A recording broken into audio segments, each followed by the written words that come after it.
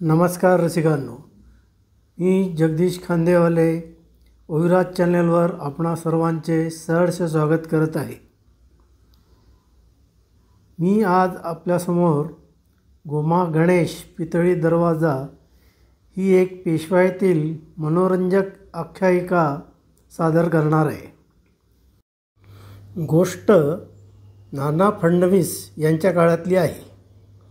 त्या काळी सरकार दरबारी न्यायालयातली कागदपत्र मोडी फारशी किंवा उर्दूत असत। बरीच जुनी असल्याने ती वाचणे, त्याचा अर्थ लावणे महाग किचकट काम होतं।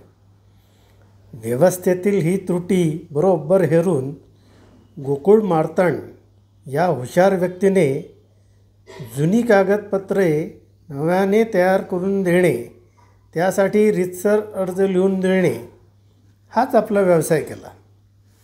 भाषेवर प्रभुत्व, सुंदर अक्षर असल्याने व्यवसाय जोरात चालू लागला। इतका की त्याने कागदपत्रांवर गोमा गणेश पितळी दरवाजा असा शिक्का वापरायला सुरुवात केली। यातील गोमा म्हणजे त्याच्या नावातील आद्याक्षरे होती। गणेश पितळी दरवाजा म्हणजे त्याच्या वाड्याचा मुख्य दरवाजा, ज्याला त्या काळी गणेश दरवाजा म्हणत, त्याला पितळी पत्रा ठोकला होता, म्हणून पूर्ण पत्ता गोमा गणेश पितळी दरवाजा। त्याचे अर्ज इतके नेमके आणि सुरेख असत की त्याचा निकाल त्वरित लागत असे। त्यामुळे शिक्का नसल्यास अधिकारी पण अर्ज स्वीकारत नसत। अर्थात हे काही फार काळ चालण्यासारखं नव्हतं।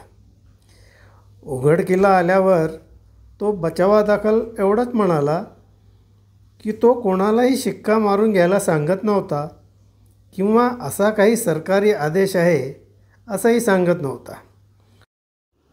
लोक स्वतःहून अर्ज लिहून घेत आणि स्वतःहून पैसे देत, त्यात माझी काय चूक?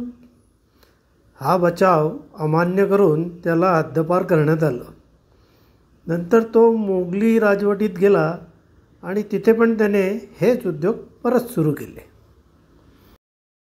रसिकांनो, हा होता गोमा गणेश पितळी दरवाजा हा पेशवाईतला किस्सा।